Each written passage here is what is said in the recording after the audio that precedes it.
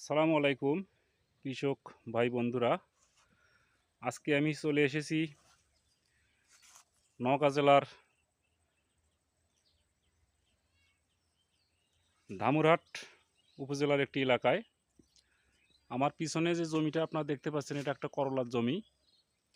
আমি নিরিবিলি একটা জায়গা, মনোরম পরিবেশ, চতুর্দিকে আমার পিছনে যা দেখতে পাচ্ছেন, একবারে জনমানব শূন্য একটি জায়গা। দেখতেই পাচ্ছেন কোথাও কোনো লোকজন নেই বর্তমানে।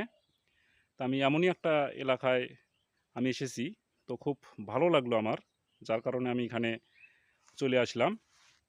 তো মূলত এখানে আমি চলে আসছি একটা করলার জমি দেখার জন্য। এটা প্লান্টেন অ্যাগ্রো লিমিটেডের মুঘল জাতের করলা। আমি যদি আপনাদেরকে দেখাই,